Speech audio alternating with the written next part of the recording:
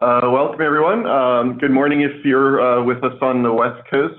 I want to follow up on the housekeeping as well. So Michael here will be taking your Q&As. Feel free to type them into the chat or Q&A window. He'll look through them, try and respond, or bring them up as we go on. Real quickly, we all here work for LA Networks. We're a value-added reseller down in Southern California, but we have a pretty good global reach. Our story is that we have four guiding principles in our organization, that we have a passion for the technology, that we have people who are very good and have expertise in the fields that we operate, and that we follow pretty stringent processes in our projects. We were founded 20 years ago, started, managed, led by engineers, and that's kind of how we grew our business through our reputation for excellence in engineering. Having started out as predominantly a Cisco route and switch company, we've grown our technologies over these 20 years. We have dedicated staff for managed services in terms of networking and security managed services, and as well as these other technology silos that we have for collaboration, data center, and of course security is what we're going to be talking about today. We have just one real commitment, and that's we want to become your partner. We want to have a long-term relationship. So typically, after somebody engages us with the project, we get the repeat business. We're very akin to becoming that trusted advisor that you can call when you have something that you want to do in these fields. So by all means, give us a call and give us a try if you're not already a customer. And if you are already a customer, thank you, and thanks for joining us today. Today we're going to go over another kind of basics webinar. We've done a few of these now. Feel free to go to our website and pull up the other ones if you haven't already joined us. Today we're talking about Internet of Things and basically the security implications of having Internet of Things on your enterprise network. Kind of a timely topic for many reasons, and hopefully you're joining us because you've read something in the press or you got a question about like what exactly is this stuff.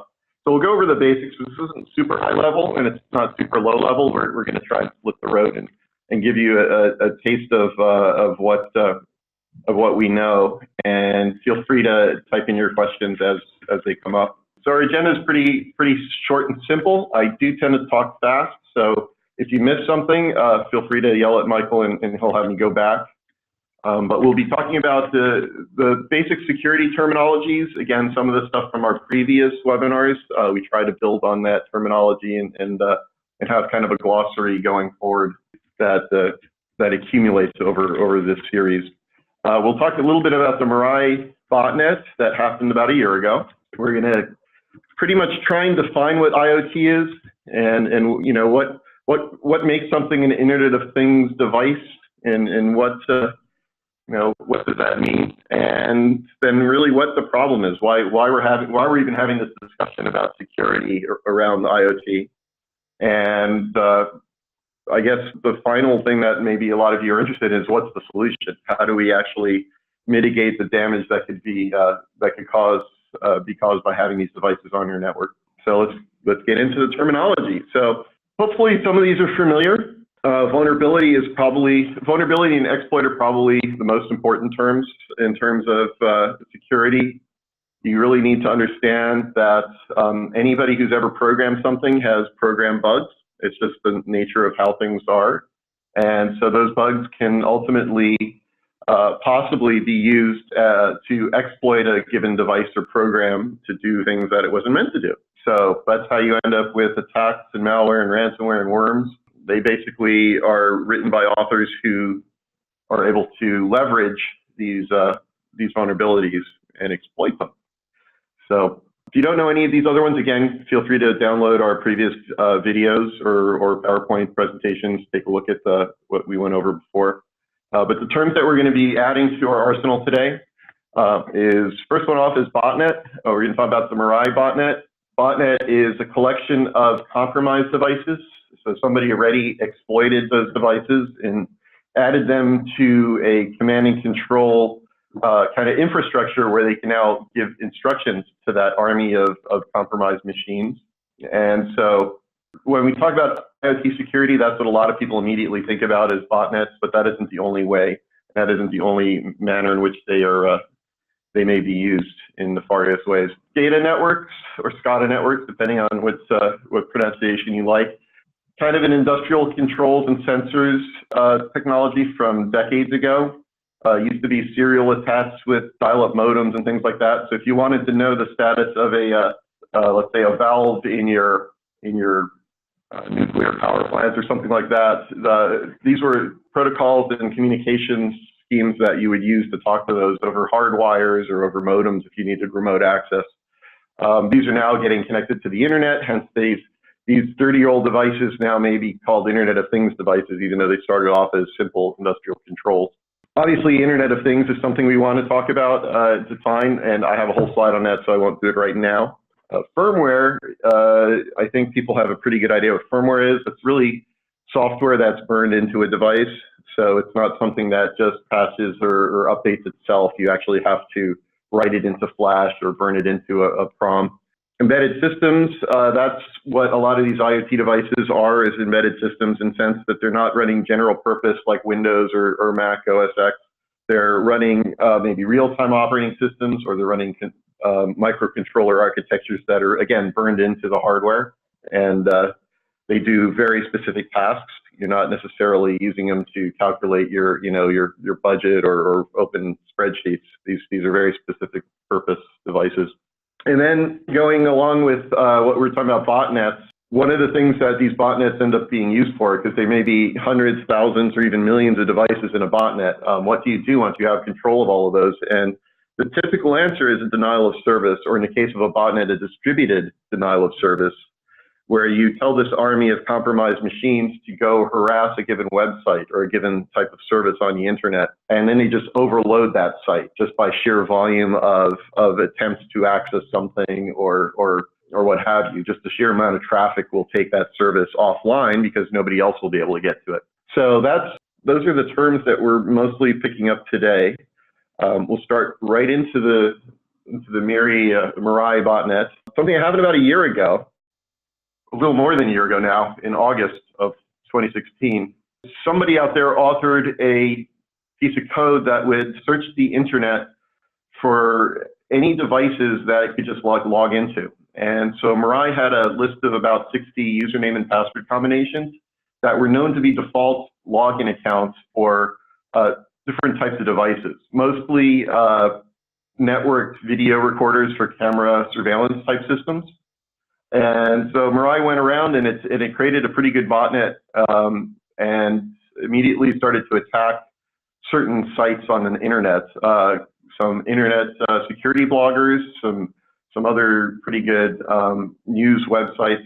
But more specifically, I think when it hit the general news was when it took down the Dyn DNS service, which handled the DNS services for a lot of well-named, big brand websites like Airbnb and Netflix, that sort of thing. So that was pretty much an eye-opener that somebody could leverage a bunch of basically low-cost little, network video recorders to take down major services.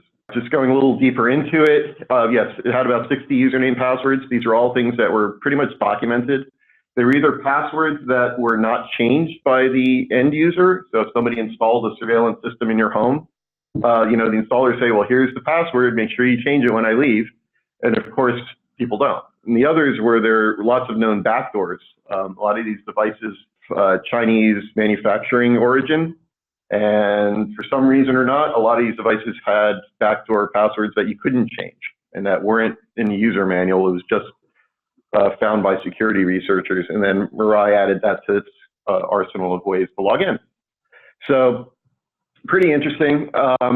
Mirai was also pretty good at turning off other avenues of attack. So once it got in on your network and onto your camera systems, for instance, it would shut down the way it got in so nobody else could override it. Mirai was a temporary kind of exploit in the sense that if you power cycled the device, it would erase the infection. Of course, it would just get reinfected unless you went in and changed the password or upgraded the firmware on your device.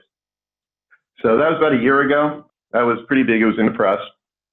So that was the first foray into the term Internet of Things for a lot of the general public.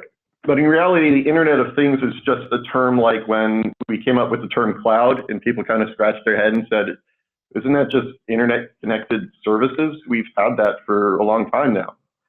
So Internet of Things is very similar in that effect. The terms listed here are all kind of lumped into this basket, Internet of Things. We have industrial connected stuff, like we said. We used to have terms like pervasive computing and ubiquitous computing, which now is kind of lumped in with this.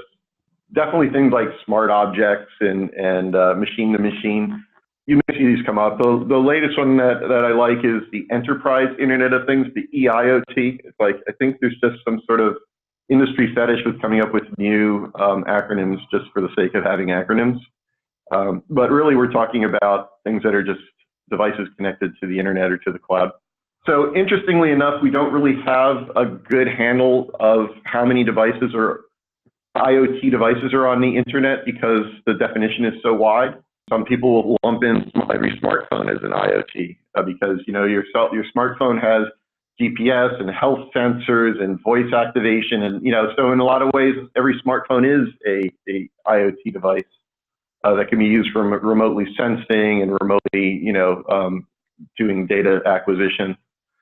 So, but going from a number of surveys and papers that I've seen, it's collectively estimated between 20 and 30 billion objects will be IoT devices on the internet by 2020. So yeah, that's a big swath, 20 to 30 billion. But in any case, if you look at this interesting little graph, you'll see kind of a breakdown between how those IoT things are going to pan out. And the bulk of it does seem to be the home users, all those devices we'll talk about in a minute, but like home automation and those sorts of devices. Government is still going to have the majority because there's a lot of interesting implications at the state, city, and even federal level where there's lots of things that you want to have sensors and data collection devices. And of course, the enterprise is going to have some. That's kind of a big question. The enterprise is usually slower to adopt this type of stuff, but it may not be enterprise's choice, just like cloud really wasn't. It kind of was a grassroots expansion.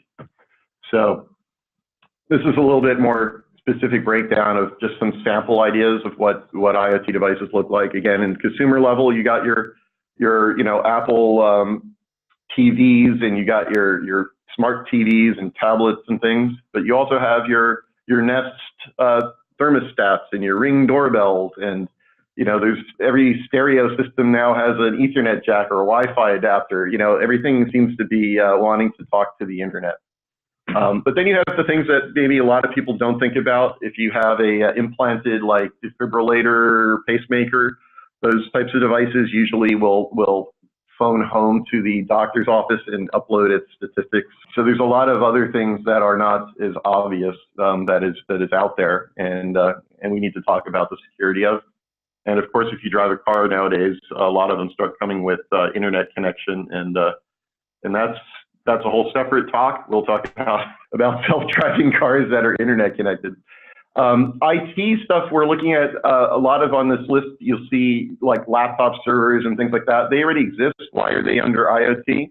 Well, it used to be if you bought like a switch or a router, it was just a switch or a router. It moved packets around on your network. But nowadays, a lot of these devices the manufacturer is including a cloud connected option so that you can manage these devices. So if you have lots of remote offices, these switches and routers will now phone home to a cloud. So they're very much internet connected now, and that was an avenue of exploitation that maybe didn't exist in previous years.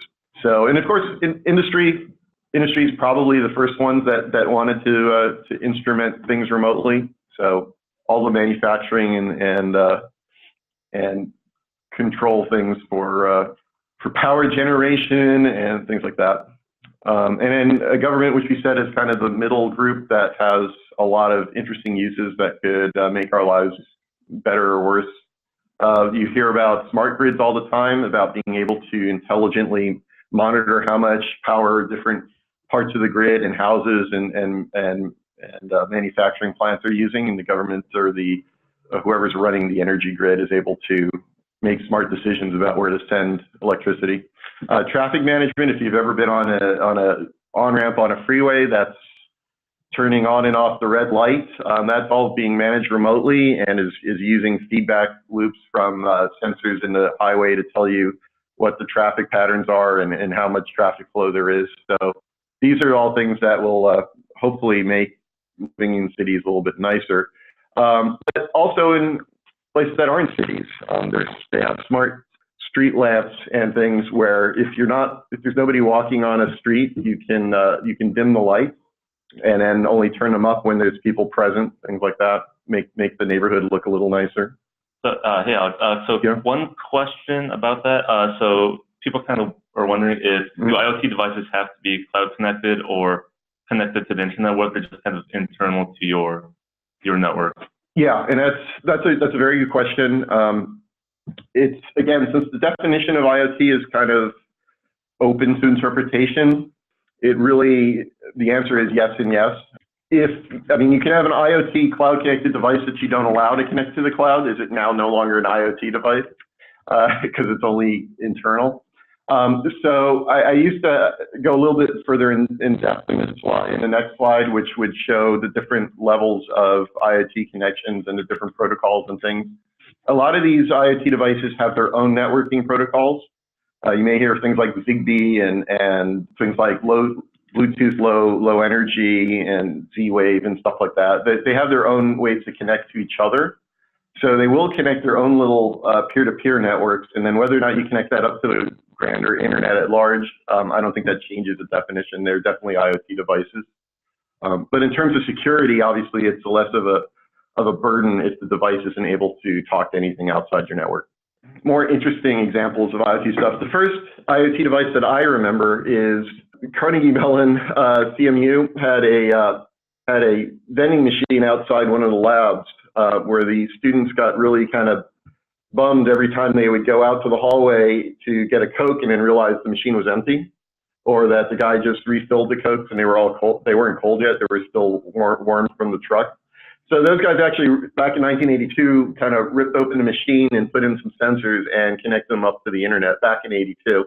So of course, a lot of people weren't on the internet, but this was of great value to these students because now they could tell how many Cokes were in the vending machine and what temperature they were at. So really, that's the basis of this. Just adding sensors to things and then hooking it up to the network at large so that you can poll them and get information. And obviously back then we didn't have the same sort of machine data aggregation and reporting and analytics that we have today. Now imagine all the Coke machines in the world are connected to the internet, and vendors can now see exactly in real time who's buying what, when, and if there's a Super Bowl commercial on and all of a sudden everybody goes to the machine and gets Diet Mountain Dews, there's a lot of feedback going through marketing and things like that. It's very, very exciting for vendors like that. I think we talked about the traffic lights, talked a little bit about pacemaker stuff already. Interestingly enough, like of the two, there was a couple of big pacemaker manufacturers that both have had exploits against their devices already. One of them where you could put the device remotely, just within 30 feet of a person, put it into diagnostic mode and then do bad things to that person's heart. Other ones, there were attacks against the device that would talk to the internet and upload it into their cloud service. So these things have serious health implications, obviously, for those involved that have these devices implanted. And security wasn't necessarily in the development cycle for these people, or if they were, they didn't have the same vetting that you would have if you were, let's say, on a nuclear submarine. So there's something to be said for the security issues there. Doorbell, oh yeah, I'll talk about the doorbell a little bit, but yeah, if you have things like, everybody now wants to sell you internet-connected doodads like toasters and doorbells and vacuum cleaners. But people like to see who's stealing packages off of their doorstep. So why not have a video recorder system set up with your doorbell? Interestingly enough. Smart TVs, probably most people have nice flat TVs now. Some of them have a full TCP/IP stack in it. They talk Wi-Fi. You can plug an Ethernet cable into the back of them. Mainly it's to download content, watch content, but there's many other apps you can load on it. Some of these have voice activation, just like your Siri or your Android assistant type things, where you can talk to the TV. It needs to be cloud connected for that voice recognition. So it goes out to the internet and processes your voice, which means it's always on and always listening, that kind of thing.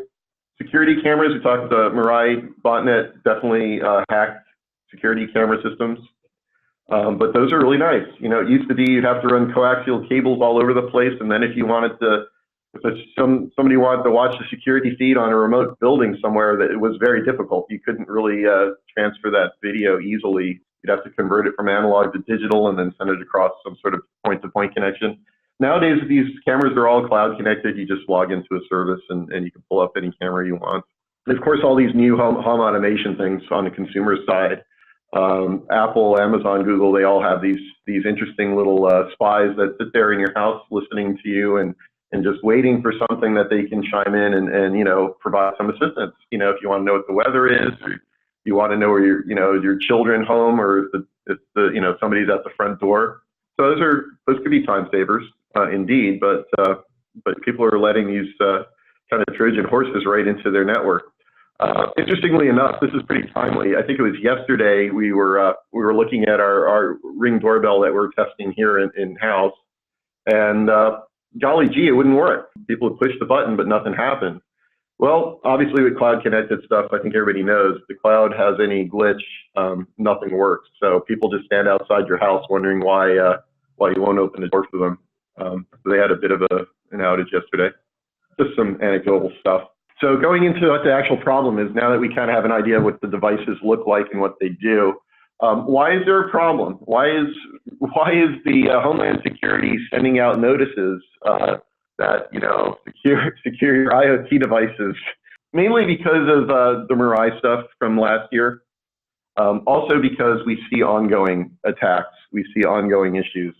Mirai wasn't an isolated incident, and nothing really had changed since then. So that's why we're having this webinar. What can we do? Since the manufacturers and the consumers obviously aren't changing their what they're doing. So the problem really came from a few core issues. Main issue is nobody knows when these IoT things are connected. If I go to Best Buy and pick up a Nest, thermostat, take it home and put it on the Wi-Fi, nobody knows. I know, but if I do that in the office and I take a little security camera or an Apple TV and plug it into our network or put it on the Wi-Fi, does the IT department know? Maybe not. Probably not. And more importantly, am I the one who's now managing that? Am I responsible for that? Well, I don't think I am. I did my job. I bought it and plugged it in. So it's really a matter of, do we have the processes in place to find out what's on our network and proactively take care of it and manage it? Like we said, a lot of these devices are pretty damn new. The technologies they're using have not been vetted. I mean, we still find bugs in our TCP/IP networking and devices that we've had around for decades. We still come up with new vulnerabilities. Security researchers still find new ways to hack into those things. So obviously, devices that are only a few weeks or months or a year old really haven't been vetted like that. And a really popular device, if Amazon, starts selling something that everybody wants and they sell 10 million of them, how long before, you have a vulnerability that can be exploited against 10 million new devices? Because it will happen. There's always going to be bugs. There's always going to be new ways to exploit something. So that in and of itself is a heightened problem with IoT, because I think enterprise IT has really gotten accustomed to the patch and security alert cycle for, PCs and laptops and things like that. But this is kind of a much heightened frequency on how often these things are needing to be updated. And really, these devices are shipped to market very quickly. We'll talk about this, I think, on the next slide a little, but there really is a consumeristic aspect to this where this is a new market and people want to be first to market and people want to be first to have the newest, latest toys. And that means that some things are not getting really the attention they deserve. And mainly security isn't, because really people are going to buy your device if it does function X better than anybody else. People are going to buy it. They're not asking, hey, what encryption protocol does this use? Or, hey, you know, is there any way for me to patch update this going forward? So those parts of the development of the product or the software is really lagging. And there's this concept of ship it now and we'll patch it later. And that's a little bit more of an issue now, because this isn't like a laptop that you can just, you know, have connect to an automatic site to download and install a patch. These are devices that may not have any interface whatsoever. You may not be able to connect to them with a cable and configure them. You know, these devices are just going to talk to the cloud, and hopefully somebody will know that you now need to patch your doorbells and your smoke detectors and your window shade motors. A little bit harder to do. Now that we have kind of an idea of what the problem is there anybody who is regulating this? Well, Congress kind of put in a bill last year. I don't think it's gone very far. I mean, this is a pretty complicated issue, so it's impressive that they did anything. But again, I think it was mostly because Mirai came out and then woke everybody up to the fact that there is a big problem that's lingering and nobody's really doing anything about it. But with that said, there's no like IEEE standard for IoT device security model or things like that. Nothing really, it's too immature. Nothing is really developed yet. So every vendor is doing it their way.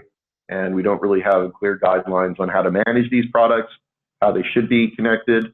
A lot of these little peer-to-peer protocols keep getting hacked, and they find out that, oh, they hard-coded a private key or a password inside each device, and now somebody has to patch every single device so that they can fix it. It's pretty whack-a-mole kind of game for us right now. So is there something we can do to fix this ourselves on our IT, in our IT management processes? Hopefully we already have some sort of security controls or security framework in place. We'll talk about that in an upcoming slide. But if you do already have a manner to secure your internal networks, can it be extended to cover IoT devices? Hopefully, yes. If you already have a tool set for doing your patch management, your vulnerability assessments, you know, things like that, can those things be extended to cover IoT? Hopefully they can. Hopefully you don't have to buy a whole new set of tools and things to manage this. And what can we do to prevent, you know, another Mirai from happening? What is it that we should be doing to prevent these sorts of threats from not just public denial of services, but from internal breaches of security? So now we'll talk a little bit about those controls. So I had much more complicated, you know, reasonings of what we can do and how we should do it.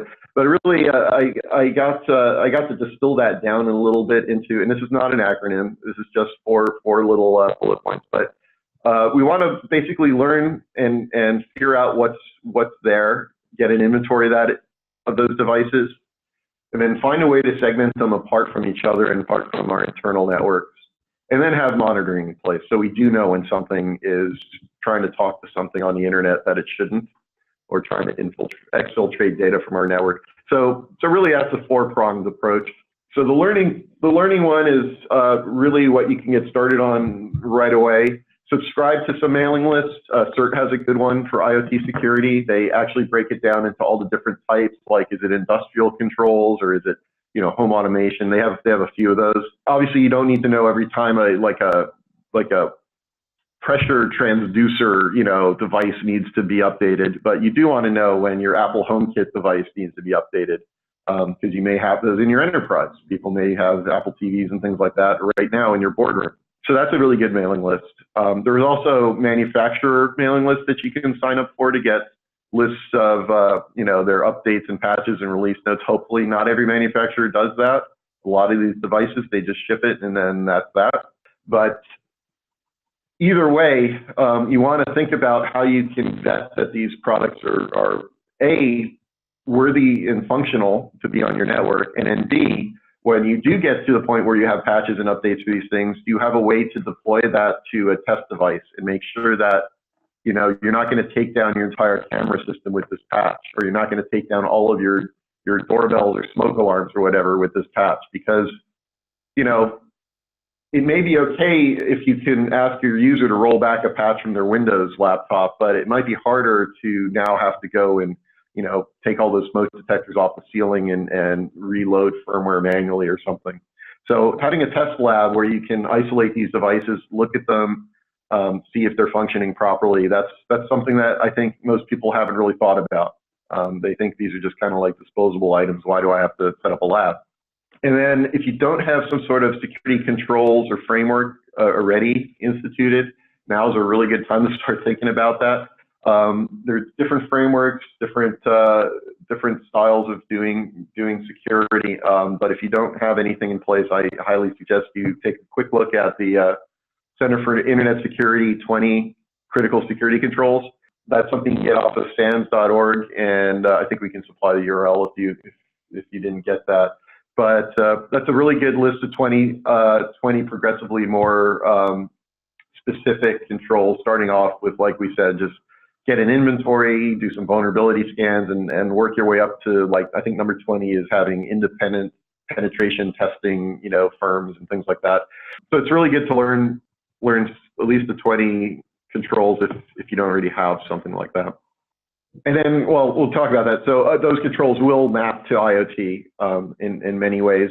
And if you do look at this CIS 20 controls, they have an addendum document that is specifically how to extend or which of the 20 controls can be extended into the IoT realm. And it's on the website right next to that. You can just search for IoT and you'll find that. But it's very good. So the inventory phase of what we want to do is really, you need to know what's there before you can start worrying about it.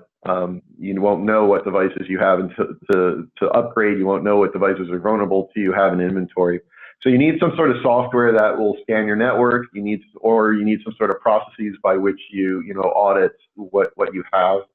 If in your company you can have policies that say nobody gets to put anything on your network unless it's blessed by the IT department, then great. But you still need to validate that. Things tend to end up plugged in or get on the wireless without the benefit of foreknowledge. So if you don't have some sort of software that can do that, definitely, I mean, we resell Tenable Nessus. That's kind of an old stalwart of the scanning industry. And part of that is you're getting a kind of an inventory as you're scanning for vulnerabilities. So Nessus will have a database of every known security vulnerability for these devices, and it will try and validate if a device has that exposed or not, if it can be exploited.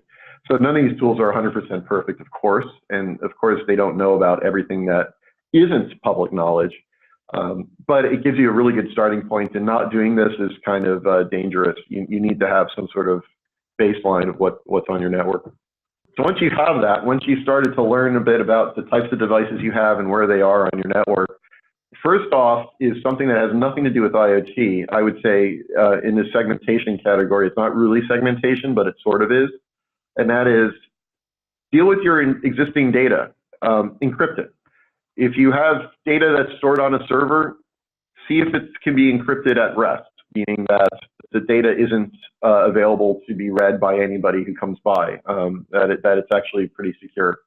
Also, make sure that those applications and devices are encrypting their data as they're talking across your network, so they can't be eavesdropped. So if an IoT device does get compromised and it does have some sort of access to your internal network, that you have less of a footprint for it to attack. If it can't decrypt your files, then it can't do anything with them. If it can't sniff your emails, then there's nothing you can do. It can't see your passwords, there's nothing you can do with it. So it's really kind of a data segmentation is what this bullet item is try and protect your internal assets. Don't just presume that internal is secure and you have a really good firewall, and as long as you keep those hackers at bay on the internet, that you don't have to worry about people inside your network. because these devices are firmly inside your network and they are opening backdoors to the internet that can be used for nefarious purposes. So encrypt what you got. So the real network type segmentation is either doing at the edge with a firewall-based segmentation. So if you have like a Cisco ASA firewall or firepower device, by all means, we can show you how to set up demilitarized zones and make all the IoT stuff live in that separate network. If it's not at the firewall on the edge internally, make sure it's on a different. Those devices are on a separate VLAN, a separate Wi-Fi SSID, or something so that they're not in the same pool as your user devices and your file servers. The last thing you want to do is just have IoT devices plug in, get a DHCP address, and then be on the same network as everybody else, because that means that device now has access to everything else. So that hopefully, if you don't get that, definitely call a partner like us. We can help with that. Let's say more difficult to do probably is network and mission control, where you have all these switch ports on your wall. You have all these Wi-Fi connections available, and really it's whoever can plug in or whoever can provide the password to get on the Wi-Fi. You really don't have much control beyond that. So there are devices like Cisco ICE where you don't get to plug in, you don't get to connect, you get challenged. So your laptop or your phone, your smartphone or whatever, or your camera system or your VoIP phones, they all need to identify themselves to the network, and then we can look them up in a database. We can ask for passwords or certificates. We can authenticate the device to the network. So it's not just your user's password or the user knowing the pre-shared key on the wireless. We can control the devices. So that's what a network and mission control will do. And a lot of the network and mission control, or NAC as it's called, have the ability to profile the devices. So that will help you build an inventory as well as what's out there. And if somebody plugs in a new type of printer, you can get an alert saying, this is a printer I've never seen before. It's not corporate policy. I'm not even going to let it on the network until it's blessed by the IT organization. So that's one way to try and rein in control of people just willy-nilly plugging things into your network. Yeah, definitely start with the edge, with the firewall, start with VLANings and things like that on your switches, and then we can move into things like the network and mission control. And then lastly, if you've worked on those previous three topics, you need to have something to actually monitor and tell you if what you're doing is effective. So first off, something at the edge. Again, if you have like a Cisco firewall, Cisco Firepower is a great intrusion prevention system. And it will sit there watching all the traffic coming in and out against databases of known malware traffic and bad URLs that go to command and control sites. I mean, there's a lot of things it can do to just watch the traffic going in and out. So hopefully if an IoT device starts doing bad things or starts talking to a known malware server in Russia or something like that, that the IDS system will alert it and can even prevent the connection and drop the connection for you. So that's a great way, even though you may not have control over your IoT device, you may not be able to patch it timely, to at least have something sitting there on the wall of your castle watching who's coming and going and being able to stop them. And then internally, there's additional ways you can monitor traffic internal to your network. And the great new buzzword is behavioral analytics, BA. That's where you take a look at all of the data you can collect on who's talking to whom for how much, like what type of data, what ports are being talked on. Is the traffic bursty? Is it a long-lived connection where it's megabytes or terabytes of data over weeks that are being exfiltrated? So this behavioral analytics on the network behavioral modeling, knows what a normal user does. So if a normal user opens a spreadsheet a day, to do their job, that's great. If they open 200 spreadsheets in a day, obviously something is out of the norm here. And that may be some automated malware or ransomware, trying to encrypt all the files on the file server. So that's really great new security products, and that can be applied directly to IoT. If you have a camera system that talks to one cloud server, for its uploading of videos and stuff like that, but then one day it opens up 2,000 connections to try and do a DOS attack against some website. The behavioral modeling will say, okay, this is really out of the ordinary. This device never has more than one connection. So it can raise an alert. It can even talk back to like that network admission control server and say, turn off that network port or kick this off the Wi-Fi. So there's a lot of really cool stuff we can do nowadays with these tools.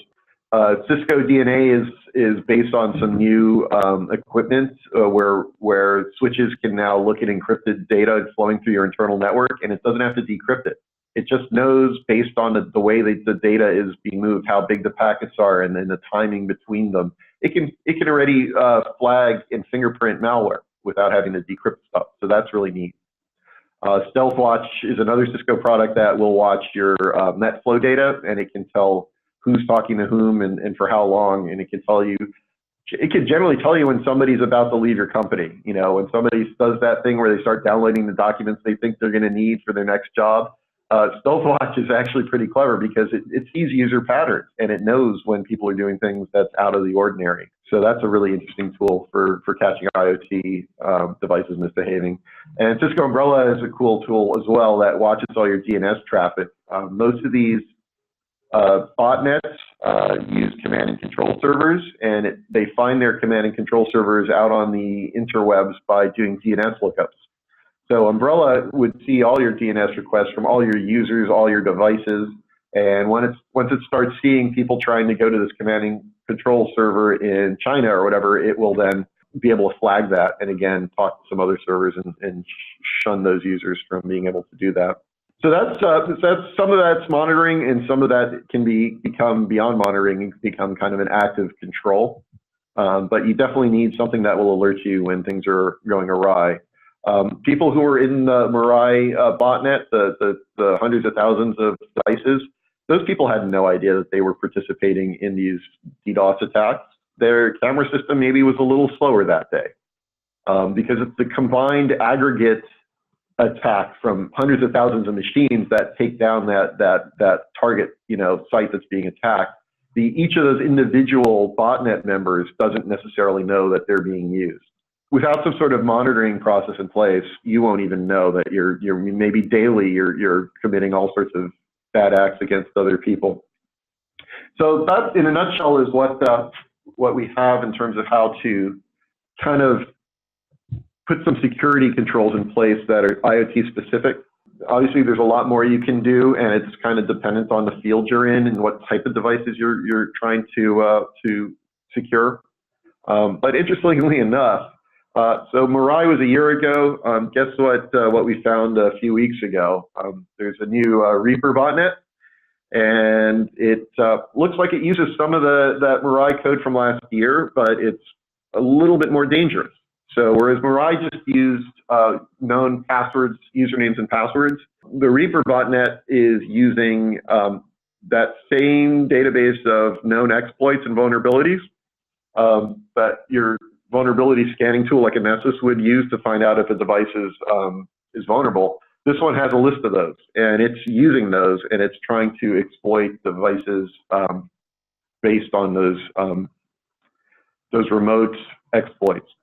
So what makes this kind of noteworthy for this is, as of like a week ago, some security researchers found that though the Reaper author maybe isn't as sophisticated or as smart, they built a good piece of malware, but their command and control is somewhat lacking. They found over 2 million devices sitting in a queue waiting to be added to the botnet. So they're definitely infecting millions of devices, but they're not necessarily processing them and adding them to their botnet RME fast enough.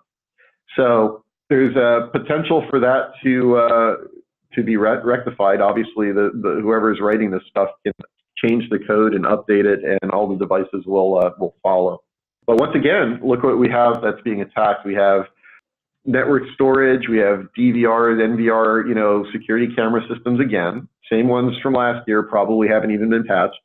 But then we have a lot of these, consumer brands like Netgear and Linksys and D-Link and stuff. These are all things you get from Amazon or Best Buy. So they're kind of consumer grade, but a lot of companies use this stuff because it's low cost.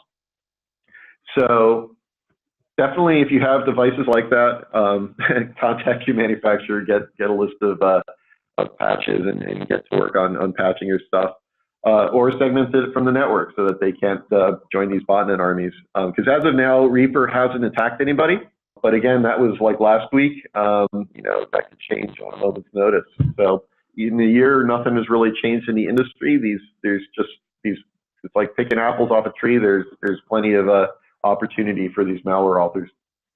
So that's pretty much the presentation. Were there any Q&As before we? Okay, so there's a couple questions about standardization. Are there any agencies trying to standardize, and kind of in line with that, are there any maybe trusted vendors for IoT products? So probably. I don't know what trusted means as far as IoT.